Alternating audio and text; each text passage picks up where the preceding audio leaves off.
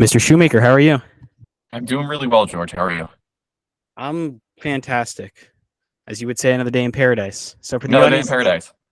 yeah, of course. All right. Absolutely. So for the audience that doesn't know you, please feel free to introduce yourself. Sure. Well, thank you very much for having me on. My name is Matt Shoemaker.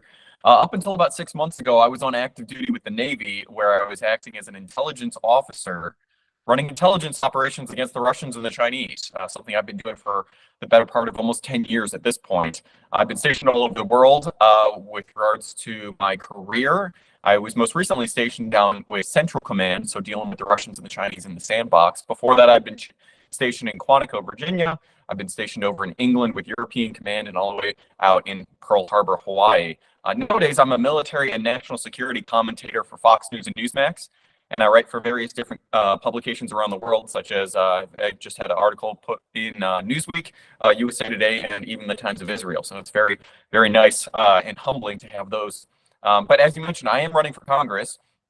And as a former intelligence officer, I am running to send intelligence to DC because God knows they need it. And one of my other slogans actually in this race is to defund stupidity. We have so much of that going on in Washington, and that's what I'm here to fix. That's what I've seen happen in government, and this is what we have to achieve. When you say you want to send intelligence to DC, what does that really mean? Sure. So let's take one example that I saw with regards to my own military career. The actual catalyst for why I even decided to run, most people when they ask why are you running, my first answer is self-hatred more than anything, simply because it is such a slog. But the reason that I actually decided to run was because of a particular experience I had about a year ago at this point. My commanding officer came to me and said that he wanted to send me TDY, which is military terms for a business trip. They were going to send me back to England, where I'd previously been stationed, to work on some Ukraine stuff. But instead, I had to come up with a budget, see how much it would cost, and then get that all approved. I discovered that it would cost about $15,000 of taxpayer dollars in order to send me on this TDY trip. I told my CEO, who was actually a great guy, I told him, like, I can save you $15,000. Everything you need me to do, I can do from my desk, and I can just do Zoom calls effectively into whoever I need to. And he laughed and he said, well, we don't really worry about that here. And that bothered me significantly, actually, because a few days beforehand, a few of my sailors had mentioned to me that they and their families were on food stamps.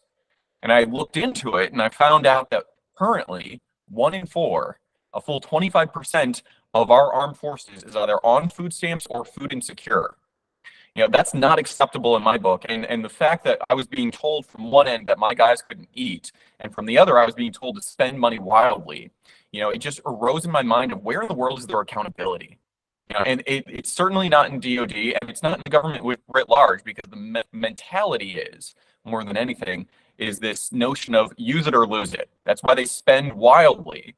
And it falls into what I call institutionalized thinking, where no one wants to push back, no one wants to try and fix anything, because they just say, well, that's the way it's done, that's how we operate. That is not an answer in my book. That is waste, fraud, and abuse, and I'm here to fix that. So when it comes to the solutions you want to propose, right? You were mentioning about Zoom calls for more, so instead of as opposed to traveling, right, and being certain places, right? So what more do you think should be done to, I guess, Yeah, be more cost effective, for example? absolutely. So just taking DoD as a further example, the Department of Defense has no idea where 60% of its budget is spent. They don't track it. And they can't tell Congress where that money is being spent. 60% of its $850 billion budget is $500 billion. That's the size of the state of Israel's entire economy that the Pentagon just does not track. It just spends wildly. And it's actually a national security issue for me, because if you don't know where most of your budget is going, that's a really big red flag that it's corruption. And Russia has proven in the past 2 years alone, before Russia's invasion of Ukraine, we thought the Russian military was the second most powerful military in the world. As it turns out, not only was there so much corruption, but they're having a difficult time holding on to a small sliver of land right next door. And that's a perfect example of what happens when corruption permeates your defense sector. Now, what we do about it, and the funny thing is that a lot of these solutions, they're not, you don't have to go draconian. These are not complicated solutions. In the military, in the officer corps in particular, the officer corps, they are careerists. These guys, the higher up you go, the more prima donnas they are, the more politically oriented they are. And they're just looking to schmooze and make sure that they get the next star on their shoulder. Now, the way that you use that to your advantage is you require whatever echelon of authority that you want, and you say, you need to pass an audit. You need to prove to us where exactly you're spending this money. Or if you don't do it for this particular year, you don't get a promotion. For the officer corps that is very full of themselves, that's going to light a fire under them. But it's not going to happen unless we actually prove to them that we mean business. Otherwise, they have no incentive to do so. Right. And, this is go backtracking a little bit, but most of your experience just like as a career, I guess, right? What when it came to like your jobs and such, right? And what you're doing now, you've never held a government office before in the sense of like a politician. Correct. I've not been elected to any other position before. The commissioning that I took and the oath that I took to defend the Constitution is, when I put on the uniform, of course, is, in that sense, I have been in the government from that perspective, but not from an elected perspective, no. Right. Yeah. Most of your jobs have been national security based, right? Correct. Yes, and actually, in my time in uniform, I worked a lot with special forces. They would run the operations, and I would deliver the intelligence they needed in order to get the job done. So I had a wonderful experience working with Green Berets and Navy SEALs, and working from that perspective against the Russians and the Chinese. And that's an incredibly humbling experience at the very least, but it also, from my perspective, it is all the more irritating, if you will, to see the way that Washington has treated, some of the most significant national security questions and problems of our time. They address it flippantly, or they don't really pay very much attention to it at all. And they try more than anything to just beat each other over the heads and bash each other over the heads in order to score political points rather than doing what's right for the country. Right. So what I guess is the end game here of your bid for Congress? Well, the end game is certainly to get elected. And the end game, more than anything, the way that I see it, especially with regards to the Republican Party, the modern Republican Party, the likes of which we have the Ronna McDaniels, the Kevin McCarthy's, and the Mitch McConnells of the world. I mean, the modern Republican Party is an embarrassment. It's a complete joke with regards to what true conservative philosophy is. We have no clue how to message or how to even communicate to our audience or to the American voters in general. No wonder we keep losing. If we've got people like Ron McDaniel pushing on candidates to not stand for anything in particular, or if you have the Kevin McCarthy's, who in one of his last desperate acts in Congress was the catalyst behind kicking George Santos out of Congress. Now, say what you will about George Santos and what kind of unsavory individual he is, but with regards to the working majority in Congress, we shot ourselves in the foot. How in the world do we expect the American people to vote for us if we can't even show that we actually have the spine to stand up for what's right and what's best for the country? And you've labeled yourself on your profile as an America First Republican. So, usually people, when they think of it, they think of Trump, right? Does that mean that do you align with him, or what are your thoughts? I'm certainly supportive of President Trump. In all honesty, his first term, especially economically speaking, is probably one of the best times that the United States has had in the past 30 years alone. From a national security perspective, what President Trump did on the international stage was nothing short of incredible. He met with and he actually took the wind out of the sails, if you will, of what was going on in North Korea, for example. When President Obama left office, allegedly speaking, one of the only meetings that President Obama had with President Trump. President Obama mentioned that North Korea was the most concerning situation that he had on his mind, and he was extraordinarily concerned that we would be going to war with North Korea at the end of his time in office. So for President Trump to do that and to solve that problem, if you will, no one talks about North Korea anymore as being a significant problem anymore. Instead, now it's all focused on China and where it should be. And that's exactly what President Trump was attempting to do, especially with regards to the tariff war that he had placed on the Chinese economy. It was actually wonderful. And actually nowadays, Mexico is our largest trading partner. It actually surpassed China in the past 12 months or so. And that's all due to the US-Mexico-Canada trade agreement that President Trump was the one that created that. And, the stuff that he's done was absolutely amazing in terms of putting the American people first, as opposed to what, some other presidents, particularly President Obama and President Biden, have done, which is to focus more on other international actors, focus primarily on them, and then if it helps out the American people, so be it. That's not the perspective that I take whatsoever. Now, I will simply add that actually in the past week or so, I actually just received the endorsement of President Trump's National Security Advisor, General Michael Flynn, and I'm extremely proud and humbled that he would be that he has faith in me, that my voice in Congress is needed on the international stage. It's absolutely wonderful. So yes, absolutely, I am an America First candidate, and that's what I'm here to do. Wait, so you've had contact with people close to Trump? Oh, no? Yes. Oh, very much so. Yes, absolutely. What was that experience like? Well, I was actually just down in Mar-a-Lago back in December, where I had the opportunity to meet with President Trump very briefly. He's a very kind man, interestingly enough. The funny thing is, in the world of politics and in the world of marketing, we in the United States, we essentially reduce people down to caricatures. Both partially, President Trump did that himself to a certain extent, and the media certainly helped him in that. We all think we have this image of President Trump as this bombastic, very aggressive sort of individual, but behind the scenes, he's actually quite a very kind individual. It's very refreshing to see a more three-dimensional perspective that you don't get in the media. So that was a wonderful experience, to be honest. So when you met President Trump, because it's kind of funny because I just had Bill Clinton's bodyguard on, and then I had a Navy SEAL who I haven't released this yet. I'm going to release it today, actually, funny enough, but he was a Navy SEAL and he did work for protecting Obama. I was talking to him about what they were both like. He had nothing but good things to say. Both of them for the most part. I don't know them personally. I don't know.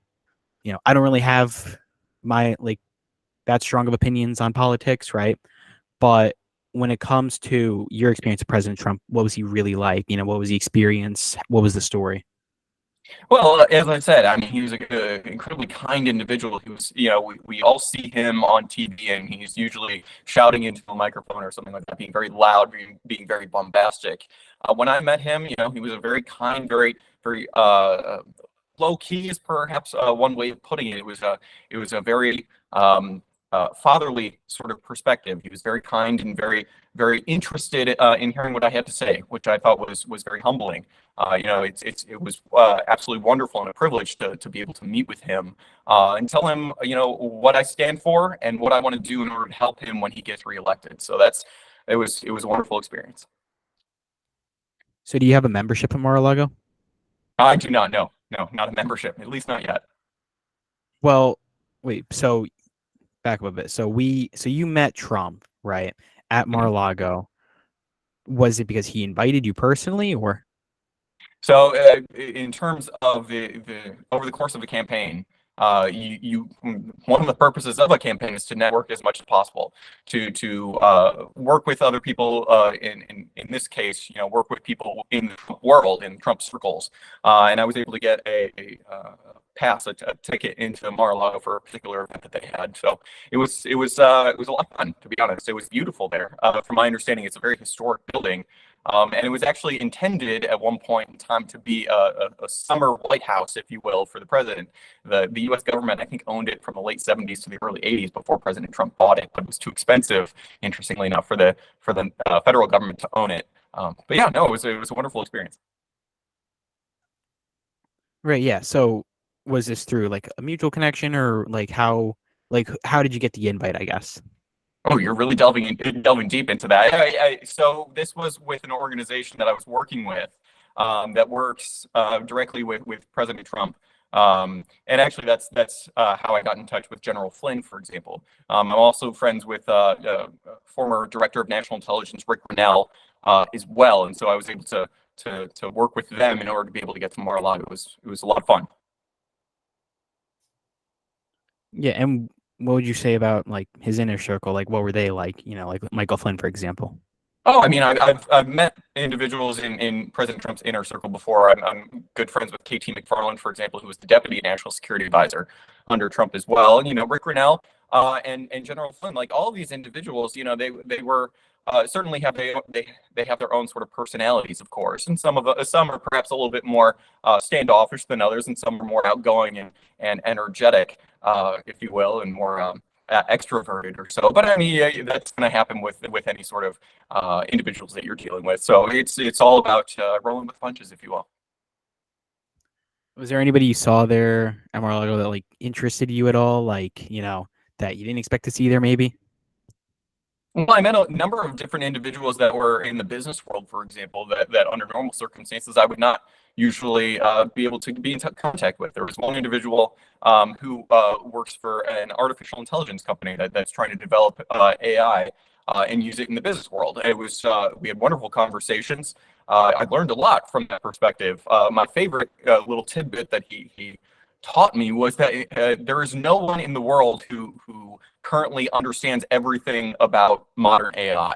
There are perhaps, half dozen, maybe a dozen individuals around the world who are experts in their field with AI on a particular element of AI, but no one knows the totality of it, which is one reason why it's so hard to get a firm grasp on how do we deal with AI, for example, since there is no, in a certain sense, expertise on it. Even Elon Musk, for example, who's written and spoken extensively on this topic, and is perhaps one of the leading voices on AI, doesn't claim any sort of complete and total expertise on the subject because it is just so convoluted and complex. Absolutely, yeah. And when it came to your job now as a commentator on Fox News, is that part-time, full-time? How does that work? What's that like? How did you get into it? So actually, oh gosh, how I got into it was years ago before I even started with before I put on the uniform. I had done my PhD work in nuclear war strategy at King's College in London, and I, as a PhD student, was writing for various different publications around the world. Usually, they were more defense-related publications, such as Real Clear Defense and Defense IQ, things like that. And actually, an individual over at Fox News at one point reached out to me because of a particular article I'd written on British sailing and the British Navy and the reef retrofit that it was going through, if you will. And so that's how I initially got in touch with Fox News, and it's since branched out.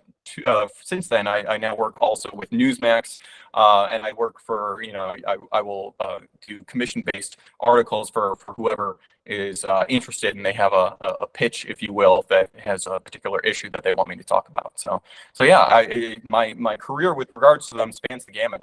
It's a little bit driven by the news cycle in terms of what is the pressing issues of the day. But other than that, I mean, I have a wonderful time with it. It's a lot of fun, to be honest. Have you ever met Tucker Carlson? I have not met Tucker Carlson. No, I will say though that my team is currently in talks with Tucker Carlson to possibly be interviewed by him. So we'll see how that goes. That sounds pretty good. I hope it goes well for you. Yes. So actually, speaking of Tucker Carlson, what did you think of his recent interview with Mr. Putin?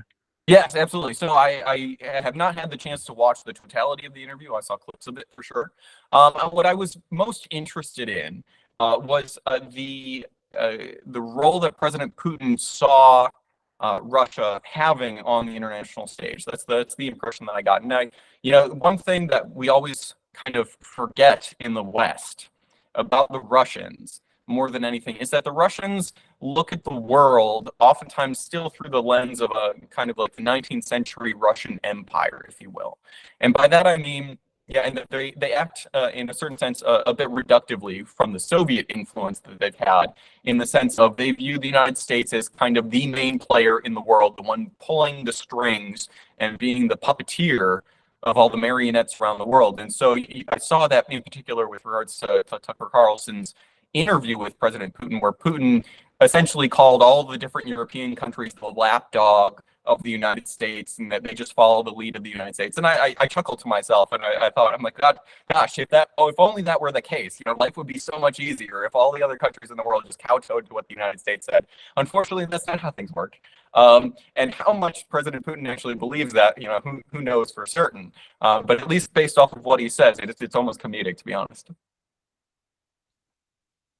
Right, yeah. I mean, he is the president of, I would say, the third most powerful country in the world, if not second, right? So, it's kind of in Well, his best as interest. I mentioned earlier in the interview, we're unclear of that at this point because they have been so ground down by the ineptitude and the corruption in their military and in their government, from what I have seen, at least, I would expect that it would take about 10 years, if not longer, for them to reconstitute their military to the strength that it was prior to the invasion of Ukraine. Like they've been ground down that badly. On the one hand, that's actually quite a good thing for the United States, in the sense of, if the United States were ever to go to war with China, for example, the Chinese would not be able to rely on the Russians for too much help because the Russian military is in such a poor state nowadays. So from that perspective, it is certainly helpful from a national security perspective. But we'll see how things go. Did you, and you don't have to answer this, but did you ever work in the White House or with any former presidents other than Trump? So I've not worked in the White House itself as a member of the intelligence community. We had what we called congressional delegations, and I've also briefed senior members of the administration, for that matter. Or for that matter, I was briefing 3- and 4-star generals as well, combatant commanders, who then spoke to the Secretary of Defense and then went on to speak to the president about it. So to have one's work fielded all the way up the chain of command is certainly an honor, and it's quite nice thing to have, to be honest. I also wanted to ask a little bit earlier in the interview about your PhD work, right? So are you a doctor? No, I didn't complete the PhD work, part for various different reasons. The main one being that at a certain point, academia has actually become useless at this point.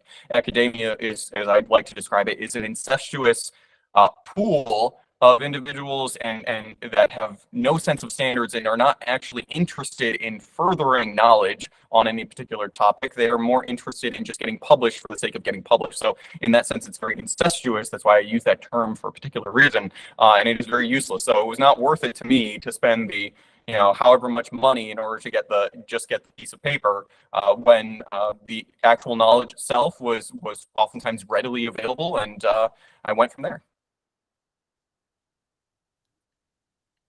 What was it like? What's it called? Because you said you researched nuclear science, I think it Nuclear was. war strategy. Yes, sir. Right. Right. So what did you learn from, Well, what you did it was a learn? terribly depressing topic, if as you can imagine.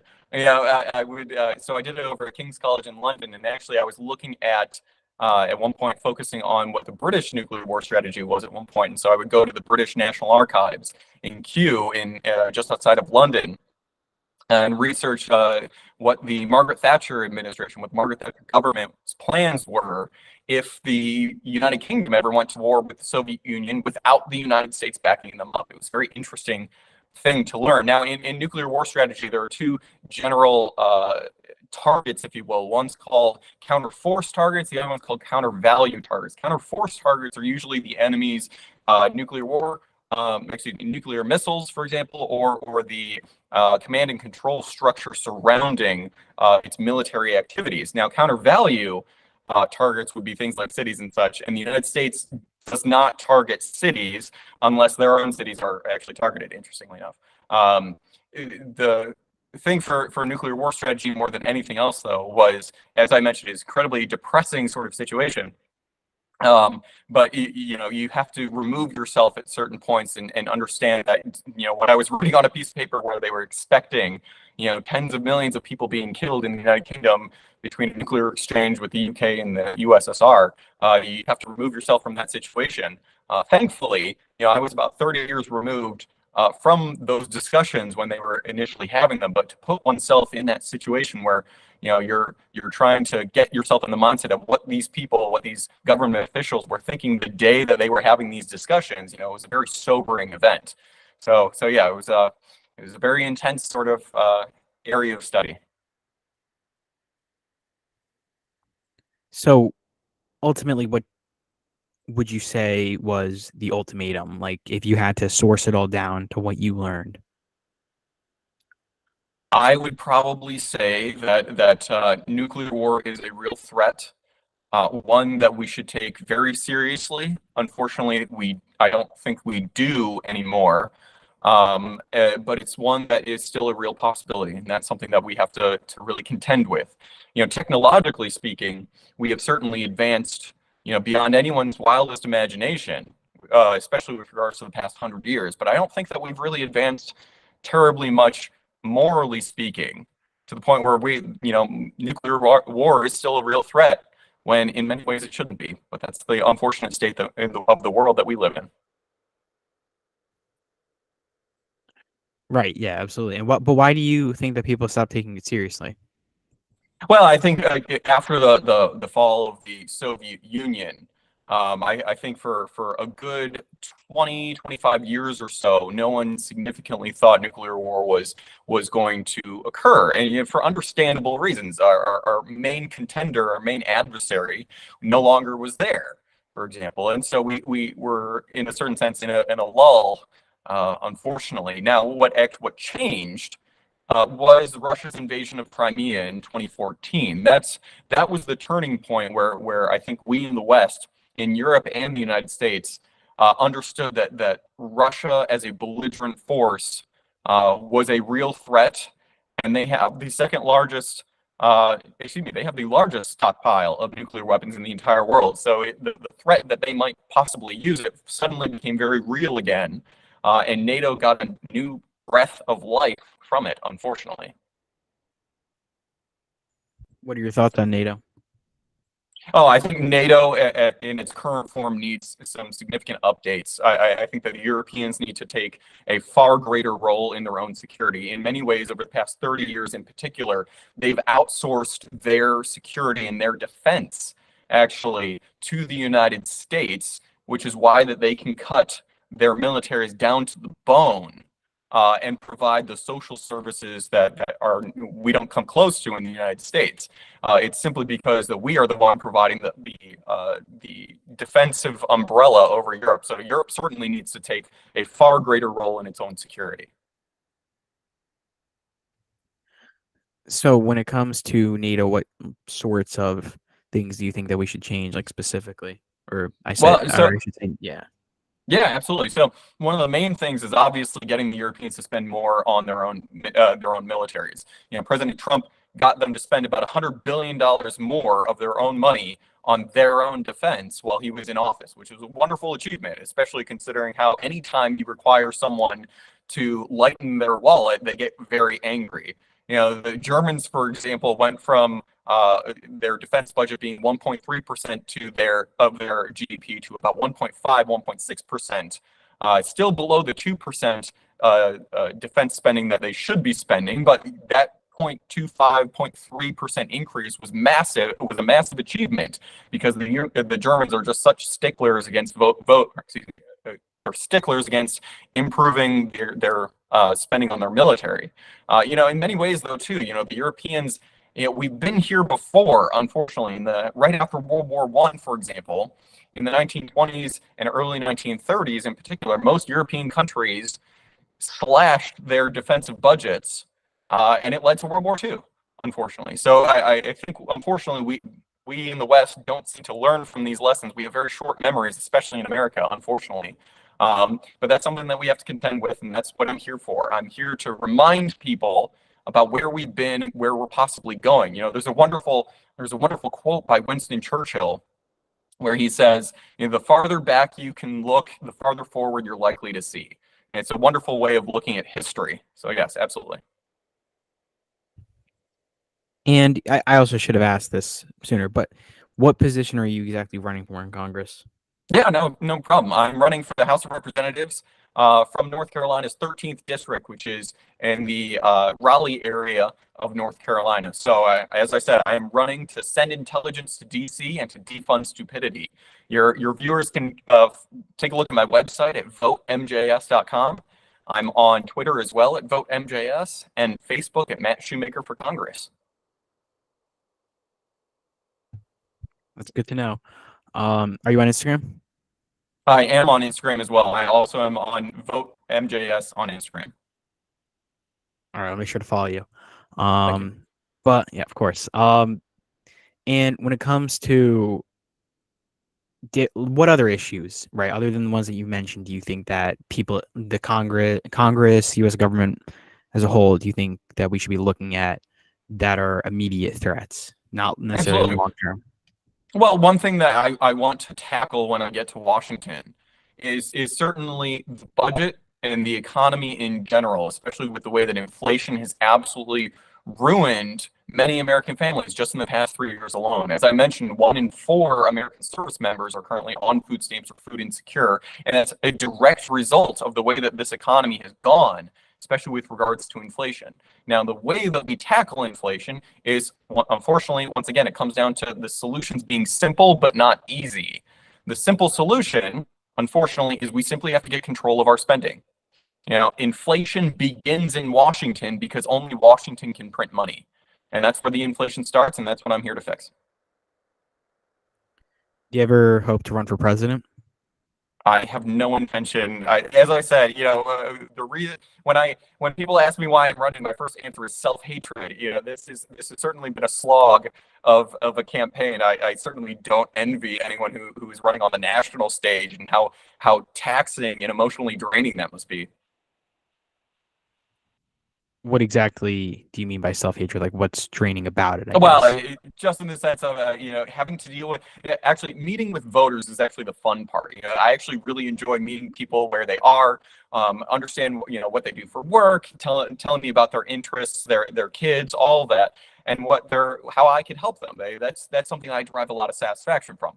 Now, the flip side of it, working with party bosses and party leaders, for example, I have a deep hatred for the structure of the Republican Party, just because it is so self-serving, and people have created little fiefdoms of power for themselves that they don't even care what policies we Republicans are trying to promote. They are only concerned with whether or not they can maintain or improve their access and power. So those are the things that I really dislike dealing with, and unfortunately there's no way of avoiding it in politics. But that is why I say self-hatred more than anything, simply because it is a slog, and you just have to grit your teeth and bear it, unfortunately, at times.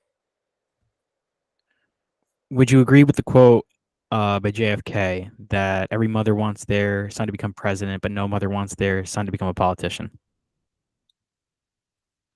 I'm sure that there's a certain amount of truth to that statement. That's painting with a wide brush at the very least, but I would have to give that more of a thought before I provide too much commentary on that. Fair enough. Any thoughts on Vivek Ramaswamy currently? Well, I'm not really sure what he's doing nowadays. The rumor was that he might try and run for Senate in Ohio in the next few years. And, I think he would be a wonderful voice to have in the United States Senate. He certainly, and I certainly have been channeling some of the stuff that he has been advocating for, most specifically being, it's time to pass the torch to a new generation of Americans. We can't have the Maxine Waters of the world, who, she's in her late 80s at this point. I remember a committee hearing where Mark Zuckerberg was attending it, and she asked for her copies of the Facebook. I don't have a whole lot of faith in a person like that crafting effective legislation on some of the most pressing issues of our time. So it's time to pass the torch to a new generation of Americans. I'm 35 years old, actually, interestingly enough, and I've had a wonderful career. So I have the experience, the passion, and the energy to go toe-to-toe with people like AOC and the left and take them on and win. And no one else in my race can say that. Yeah, absolutely. I mean, what are your thoughts on, I guess, the Democratic Party, the people like AOC, for example? Well, there's a reason why part of my slogan is defund stupidity. A lot of these policies that I see coming out of the White House, for example, um, uh, the road to hell is paved with good intentions. They may have good intentions behind them, but from a practical standpoint, they are just plain downright stupid. Now, as an example, you may have remembered a number of months ago where the Biden administration wanted to give Iran $6 billion in aid. This was right after the October 7th attack by Hamas on Israel. And the Biden administration claimed that it was going to be all right because that $6 billion was earmarked for only being able to be spent for humanitarian purposes in Iran. That's great. Unfortunately, they obviously don't live in the real world, and I have no clue what color the sky is in their world because those $6 billion, despite it being earmarked, quote unquote, for humanitarian purposes, that frees up $6 billion from different pots of money in the Iranian coffers that they can now spend on other things like terrorism that they would not have been able to have spent on it before. That's why I say that so many of these things are stupid, and if they just thought about it and the implications of it for a few seconds, they would probably come to the same conclusion as well. Unfortunately, politics also gets in the way, and they simply want to bash people over the heads and get a win, if you will, for their particular party. So that's why I have very little respect for that sort of mentality. Do you think there's any problems are that you feel more people should be talking about? Yes, actually, I am the only candidate, as far as I'm aware, the only candidate in the entire country who's actually and repeatedly and mentioning about how the Pentagon continues to fail its audits and how the Pentagon, or excuse me, how 1 in 4 service members are on food stamps or food insecure. And the reason I keep mentioning this, and I think this a few times that I've mentioned over the course of this interview alone, is that that is a national security issue. If 25% of your forces, if you send them to go fight in the war and 25% of them are more interested in whether or not their spouse and kids can eat back home, that's a very bad spot to be in. That is a national security issue. And so I am the only one in the country running for office that I'm aware of that is actually talking about this issue where no one else is. And the funny thing is, and the sad thing, is that this is not secret knowledge. You can go online right now, go visit the Rand Corporation. They were the one that did this study. They published it about a year ago. Interestingly enough, the Pentagon actually commissioned them for this study. Interestingly enough, to find out how many of them are actually having problems. So I'm the only one talking about this, and that's something that we need to have part of our general discussion that is currently lacking at the moment. Yeah. No, I absolutely agree. And it has been something that where I've interviewed different Navy SEALs, one of the major questions that I always ask them is along the lines of if you had the ability to, what would you change, especially with regards to the government, like the military, right? What would you want to change? What policies would you want to change? And a lot of them talk about how the government doesn't really tend to take care of um, its veterans, its former, personnel. And he spoke about that and all of them spoke about it in different ways. A lot of it was very like mental health based, how 1 in 22 veterans commit suicide, but another part of it, as you're saying, I guess could also be money. So what are your thoughts on that statistic as well of the 1 in 22? Yeah, absolutely. No, they're 100% right. And actually, the way that I see it and the way that I've seen it happen in the military is that a lot of it is just box checking at this point, where those in authority, that's why I used the terminology that I chose when describing the officer corps and how oftentimes the higher up they go, the more prima donna-esque they are, is that it is purely about box checking. What can make them look good? What can they put on their next promotion packet to get that next star on their shoulder? And so when it comes to things like mental health for veterans, or trying to help this situation, they're simply interested in checking the box, unfortunately. Now, some of that it certainly has to do with just the way the structure of the military operates, of it being, there's about 1.6 million members of the armed forces or so. That's quite a lot of people. So when you deal with that sort of thing, you're going to have a whole slew of commanding officers at different echelons of authority all have the same mentality, if you will, and then oftentimes it's like herding cats. But it comes down to leadership and showing our force is that we mean business and that we are serious about what we say our priorities are. So if we actually make it a priority to get people the mental health that they need, then that's going to show through. And it requires, comes down to this simple notion of, the solutions to our problems, they're simple, but they're not easy. I keep coming back to that. It's a wonderful quote, actually, by Ronald Reagan. He was full of one-liners, and that one was one that always stuck with me. Are there any people in the Democratic Party that you have respect for? I have a great deal of respect, actually, interestingly enough, for Bernie Sanders, and not for the reasons why most people think. I disagree probably with Bernie Sanders on 99, if not 100% of his policies. I think that he's completely off the mark, philosophically speaking, where he's coming from. However, what I have respect for is the authenticity that he at least appears to have about his positions. He does not appear to be trying to pull the wool over people's eyes or to try to do a bait and switch. He at least legitimately seems to believe what he is advocating for. So I have a great deal of respect, at the very least, from that perspective, even if I disagree with him virtually on everything.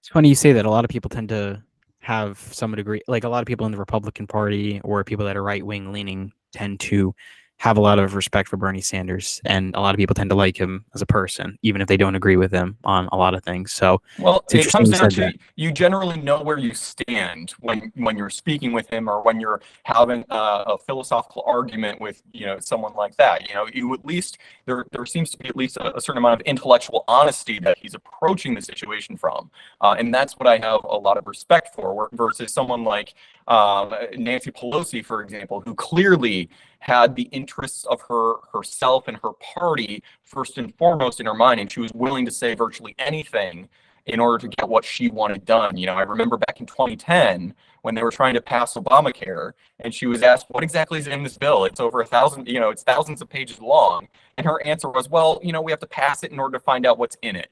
That was purely because she wanted to get it done so that she could get a win for herself. And that's something that I don't have respect for, certainly.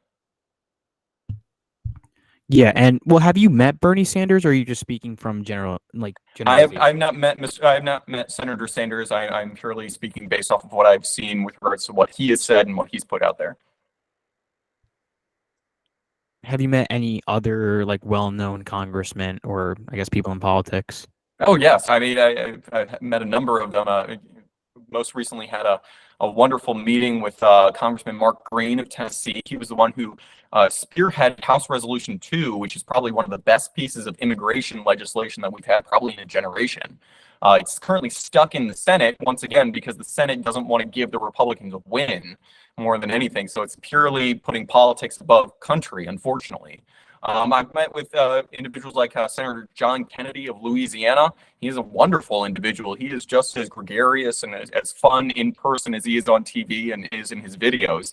And I've met a number of different individuals over the course of my career and over the course of this campaign. So it's been a lot of fun.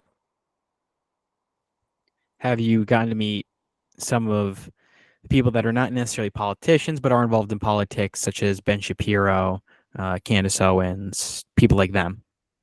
I have spoken with certainly a number of their staffers, for example. A lot of this comes down to coordination in terms of, especially because I'm in the course of a primary, for example. If and when I win the primary on March the 5th, for example, and I am the Republican nominee, then it becomes much easier, if you will, to work with these sorts of individuals. They obviously have very busy schedules themselves in terms of who they're scheduling to interview, for example. And so once I become the Republican nominee, then it'll be much easier for me to do the same. And when it comes to people, well, what are your thoughts on, I guess, organizations like that, for example, right? Because you work for Fox and also, I believe, partly Newsmax, which are very, very heavy right-wing organizations, right? And so when it comes to organizations that aren't necessarily mainstream, like the Daily Wire, for example, what are your thoughts on them? I mean, I'm actually very impressed with the Daily Wire. I actually just got published in the Daily Caller, slightly different publication. I got published in the Daily Caller about 3 or 4 weeks ago for a piece on the role that the Chinese Communist Party is playing in terms of buying up American farmland. And so I will work with various different news publications. They do tend to be conservative. I would disagree with the notion that Fox News by any means is right wing. They certainly seem to be more on the mainstream element of conservatism than some of the other publications or news organizations, if you will. But no, I've had a wonderful experience with them, and I'm always happy to get my voice out there and talk about the issues that matter.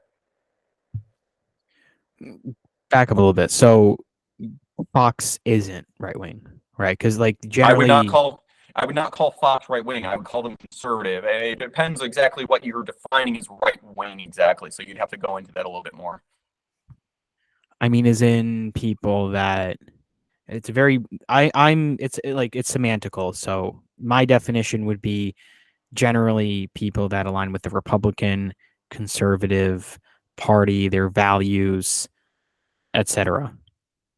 That's a novel definition of right wing. I think that probably paints a little bit too wide of a brush to label anything conservative as right wing, because right wing, especially from a European perspective, means something very different. And so it could sometimes get lost in translation. Right wing certainly oftentimes means something like National Socialism, for example. So I am very reticent to call Fox News right wing for any reason close to that. Yeah. But yeah, because when I say it, I just mean as in like a Republican conservative value based organization, right? I don't mean as in like an extremist or anything of that sort. Understandable. I think though if we use right wing or left wing just purely based off of what is considered conservative or liberal, then right wing and left wing are those are the only two terms that from that perspective to look at the world, and I think that's a little bit too reductive. But fair enough.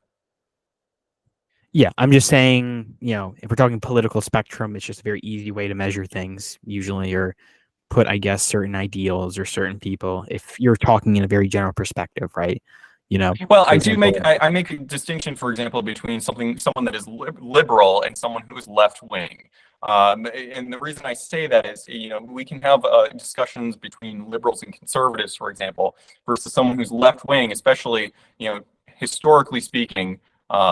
Left wing oftentimes means either socialism itself or communism as well. And Bernie Sanders certainly does fall very close, if not certainly he calls himself to be a socialist. He probably more than anything is closer to being a communist than anything. So I would certainly call him left wing versus someone like a Wiley, perhaps like a Sherrod Brown, if you will, senator from Ohio. He would certainly be liberal, but he would not be considered left wing for that matter. but what I guess is like the defining traits of someone. So if we're talking, I guess if there would be overlap, right, between the two. Yeah, absolutely. Unfortunately, there's not a clear cut, bright line or distinction between these things. Oftentimes, it's a spectrum, as you're alluding to. But I got my master's in philosophy with regards to this. So words matter, unfortunately. So that's why I'm reticent to just reduce things down to just left wing versus right wing. There's a little bit more nuance to it for that matter. And in all honesty, the nuance can be good. The nuance can be useful because it becomes a lot easier to someone to discuss various topics with someone who is left, who is liberal, perhaps.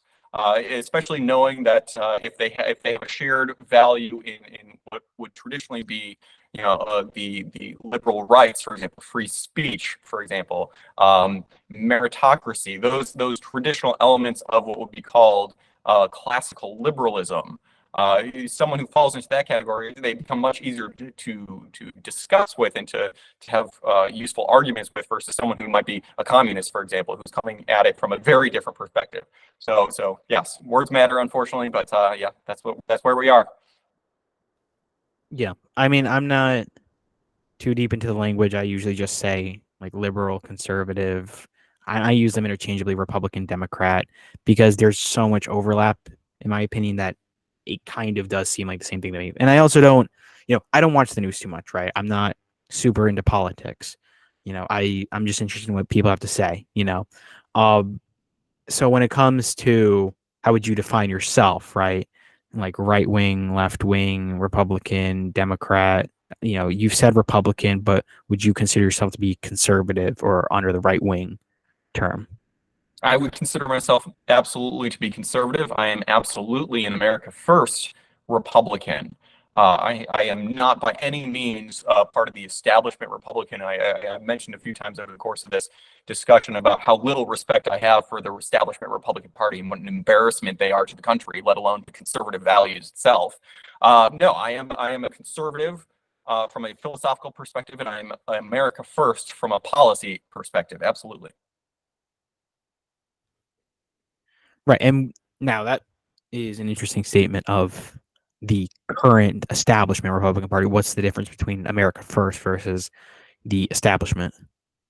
Sure. I mentioned this earlier in the discussion about how the establishment really, they don't care what policies are actually advocated for. If any policies they are interested in, usually it's more of a corporatist style republicanism, which is purely interested in business and economics. It's reduced people and it's reduced governments and philosophy down purely to economics. That's exactly what Karl Marx did. And so they're in many ways just a step away from moving into the communist spectrum where everything comes down to economics. I completely disagree with that.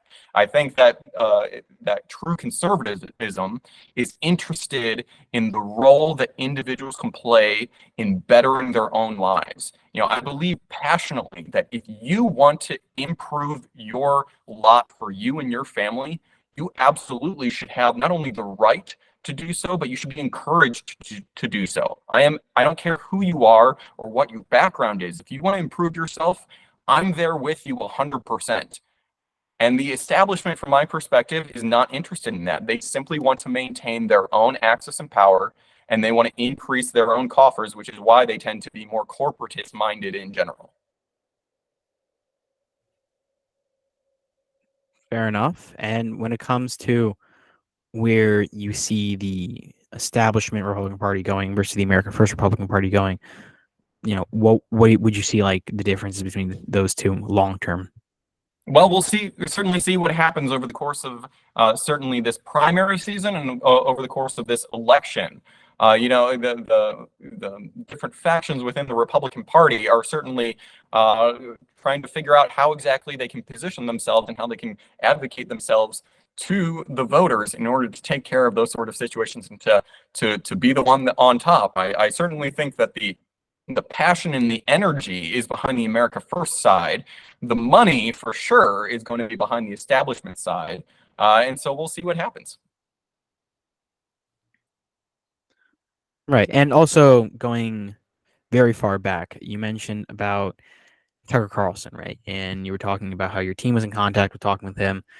So what, if you can say, what was that about? What do you hope to achieve with that? I'm gonna have to punt on this one. I'd prefer to leave those discussions as they are right now until something further develops with regards to it. So I'm not gonna go into too much detail in terms of what those discussions look like.